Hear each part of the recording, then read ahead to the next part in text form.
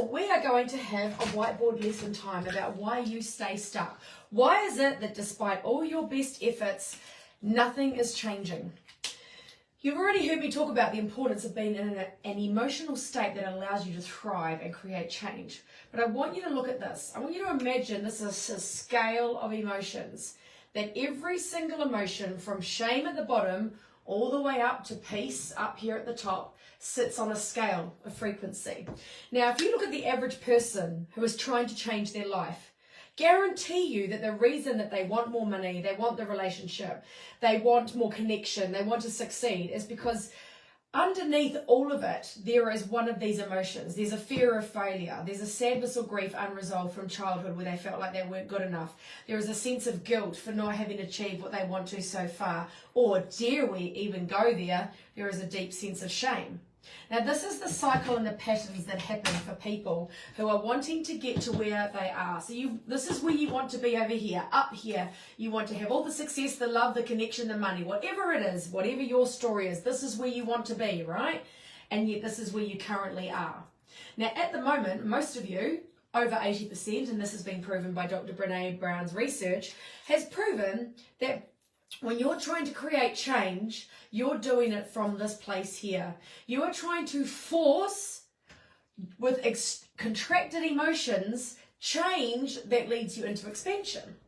Now, I'm no rocket scientist, and neither are you, but I'm sure you could work out that if I want to have more things that feel good, I can't surely get there from this place. But this is what you do. Fear of failure, fear of loss, fear of lack of safety. All of this leads you to want to get to here, but what happens?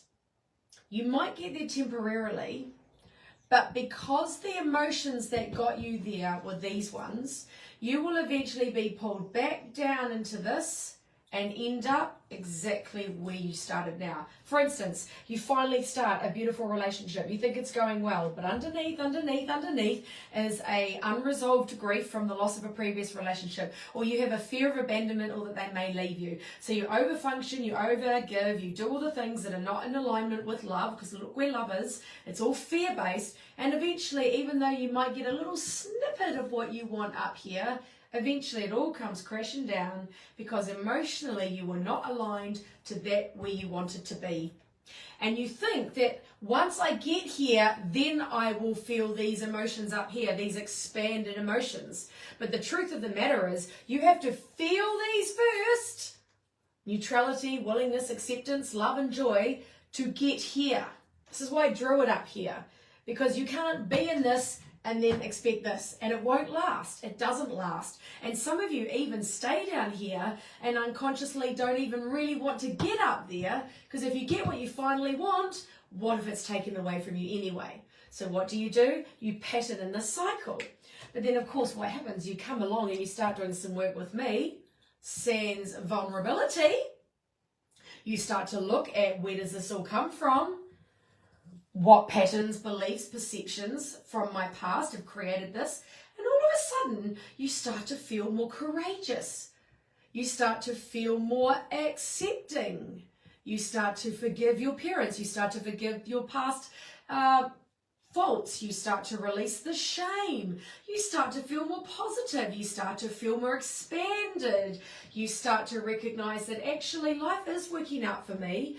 I was so busy stuck in resentment, judgment and stress that I didn't actually see that along the way there were signs, relationships, connections and moments where things were working out.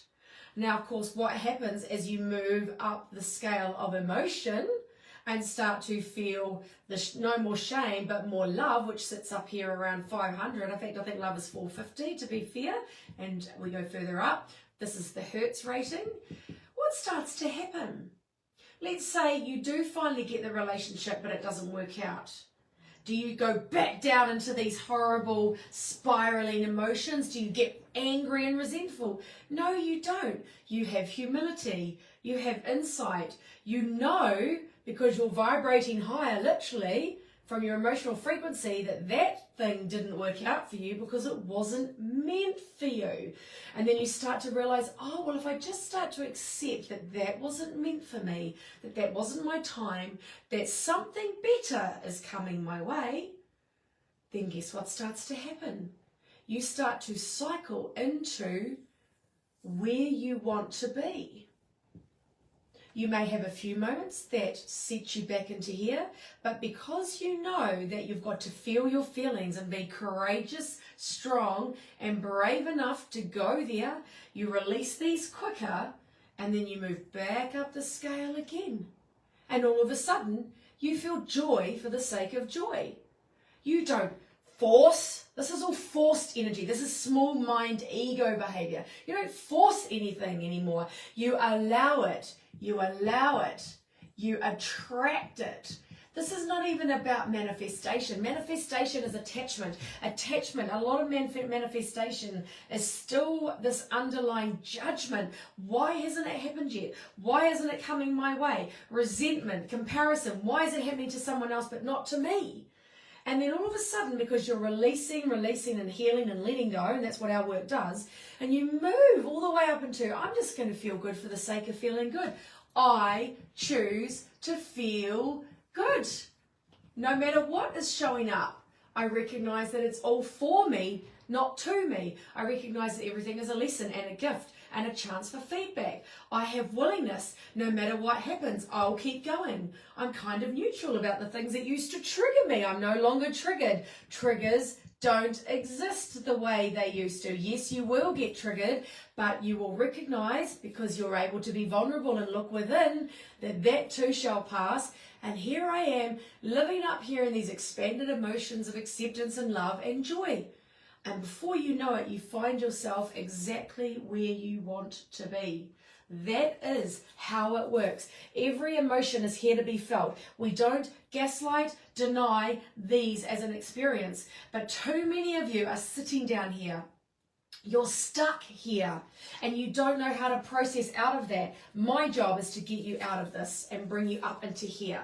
And when you come up into here and you finally attract and create the life that you want, that's when the magic happens.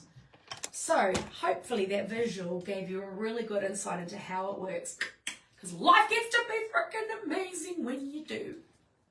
See you later. Share this video, like it, comment. What else do you want to learn about? Happy to do some more whiteboard lessons. Catch you later.